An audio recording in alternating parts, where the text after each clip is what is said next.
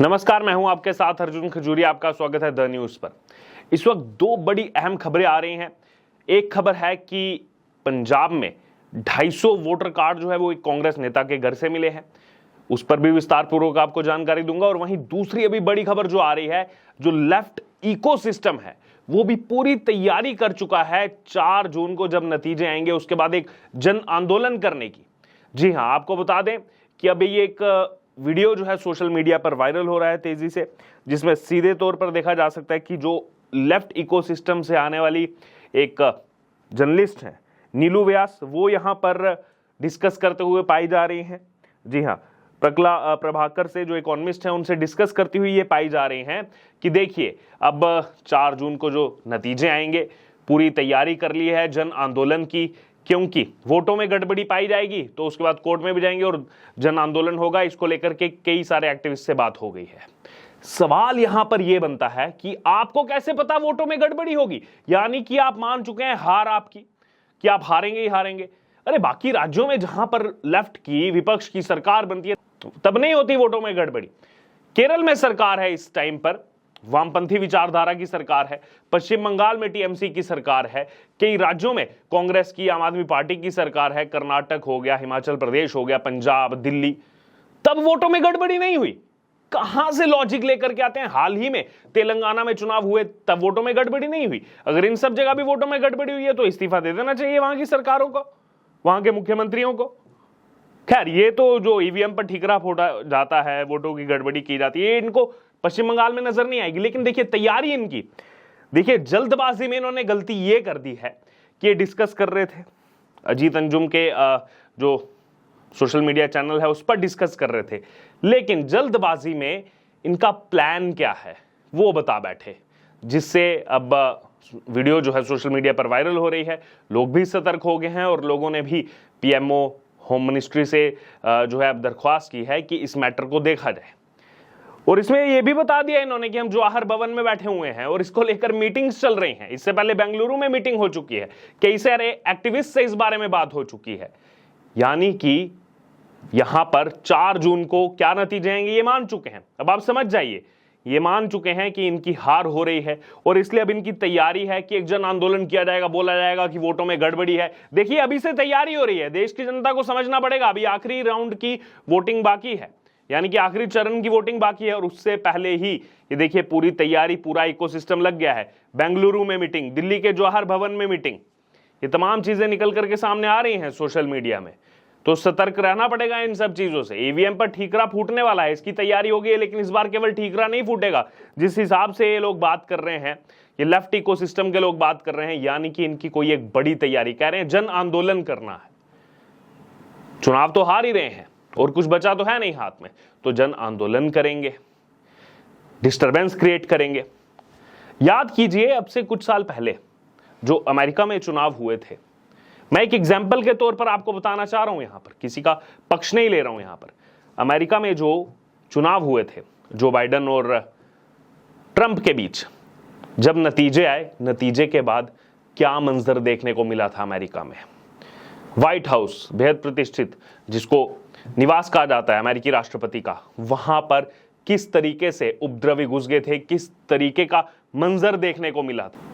और यहां पर भी एक जन आंदोलन की बात की जाए रिजल्ट के बाद, यानी कि लोकतंत्र की दुहाई देने वाली ये पार्टियां कि लोकतंत्र खतरे में है, ये हो गया, लोग आप हमारा साथ दो, अगर संविधान बचाना है तो INDIA को जो है वोट दो। लेकिन इनको समझ आ गया, लोग तो वोट ही नहीं दे रहे हैं, क्योंकि लोगों को भी समझ में आ गया है कि केवल बोलना, संविधान बचाना और दूसरों पर केवल आरोप लगा देने से नहीं होगा। लोग इतिहास देखेंगे, क्योंकि हम कहां जा रहे हैं ये डिपेंड करता है कि हम कहां से आ रहे हैं, हमारा पास्ट क्या है, हमारी हिस्ट्री क्या है। तो लोगों ने कांग्रेस का राज देखा है, आम आदमी पार्टी जो कर रही है वो भी देख रहे हैं, टीएमसी जो कर रही है लोग वो भी देख रहे हैं। ये विपक्ष में जितनी पार्टियां एक साथ हैं, CPIM, communist party of India, Marxist, उनका क्या इतिहास रहा है, DMK का क्या इतिहास रहा है, DMK क्या कर रही है तमिलनाडु में, लोग वो सब चीजें देख करके ही अपना मताधिकार का इस्तेमाल करते हैं। तो लोगों ने मन बना लिया, और चूंकि रिपोर्ट्स भी सामने आ रही हैं और इनको भी समझ में आ गया कि सरकार तो फिर से बनने जा रही है मोदी सरकार, लेकिन अब उसको कैसे डिग्रेड किया जाए, कैसे डाउनग्रेड किया जाए। तो अब ये उसकी तैयारी चल रही है कि देखिए मोदी जीते एक तरफ, दूसरी तरफ जन आंदोलन शुरू हो गया कि गड़बड़ी हो गई वोटों में, ईवीएम में गड़बड़ी हो गई, देखिए ये जानबूझ करके किया गया है, जानबूझ करके हराया गया है। इसकी पूरी तैयारी हो चुकी है और ये सब होगा, आप देखते रहिए। लेकिन अब देखना होगा कि लोग जैसे टैग कर रहे हैं, लोगों की प्रतिक्रिया भी सामने आ रही है। होम मिनिस्ट्री को भी लिख रहे हैं, प्राइम मिनिस्टर ऑफिस को भी लिख रहे हैं कि संज्ञान ले लीजिए अभी से। ये सब लोग तैयारी में बैठे हुए हैं कुछ ना कुछ, क्योंकि पॉजिटिव कंस्ट्रक्टिव अप्रोच तो इन लोगों की है नहीं, कुछ ना कुछ हिंसा ही फैलानी है।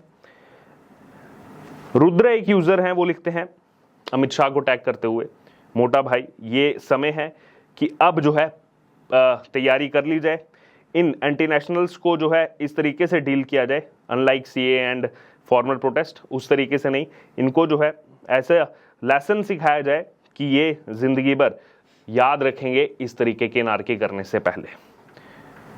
भारत के लोग इनसे उब चुके हैं, ये लोगों की प्रतिक्रिया सामने आ रही है। फिर नीचे एक और यूजर हैं, वो लिखते हैं कि जब ये बाकी स्टेट जीते हैं, पंजाब, दिल्ली, हिमाचल, कर्नाटक, आंध्रा, तमिलनाडु, तब तो कुछ नहीं होता, तब सब वोट सही होते हैं, अब हार रहे हैं तो वोटों में गड़बड़ी होगी। अजीब सा लॉजिक लेकर के आए हैं और इतिहास तो इनका रहा है, सब जानते हैं इमरजेंसी जो थोपी गई थी वो क्यों थोपी गई थी। बहरहाल रवि रंजन है, वो भी लिख रहे हैं कि उन्होंने नैरेटिव गढ़ना शुरू कर दिया है, वो ईवीएम पर ट्रस्ट नहीं करते जब हारते हैं, लेकिन जब जीतते हैं तो खुशी खुशी उसको एक्सेप्ट करते हैं। बहरहाल अब आते हैं दूसरी बड़ी खबर पर। ईवीएम को लेकर के तमाम सवाल उठाता है विपक्ष, वोटों की गड़बड़ी को लेकर के तमाम सवाल उठाता है विपक्ष, लेकिन यह विपक्ष क्या कर रहा है आपको बताता हूं।